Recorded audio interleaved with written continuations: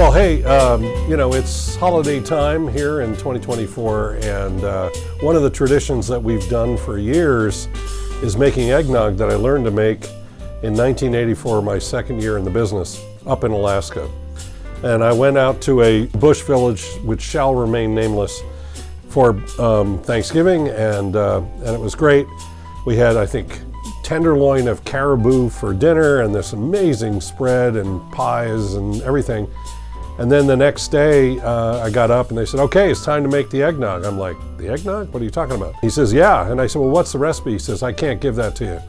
If I did, I'd have to kill you. But if you will actually help me do it, feel free to write it down. So that's what we did. It's got raw eggs, and you separate eggs, and you put powdered sugar and other things in it. And then I asked the guy, he said, well, what's the key? And he goes, well, you got to buy really good booze. I said, well, like what?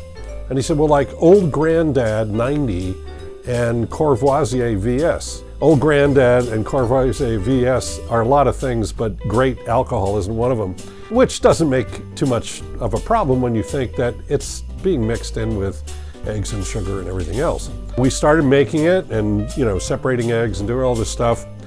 We went ahead and put it all together, and it took about 30 minutes a batch.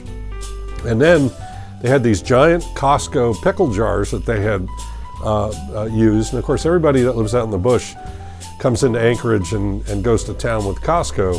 So they had a bunch of these, and we filled those up with the new concoction. And I realized, he doesn't have much in the way of a space in the refrigerator. He goes, we don't need that. We just go outside and stick it in a snowbank. And I swear to God, outside the cabin, we buried these 6 giant pickle jars full of what I now call Great Alaska Bush Eggnog, and buried it up to its eyeballs in snow, and it let it cure for about 3 weeks. And it is the smoothest, most dangerous eggnog you will ever consume. We just did it today here in the office for our Christmas party in about 3 weeks. It's been a lot of fun, and I realize this is our 40th year in a row of doing this, so pretty cool.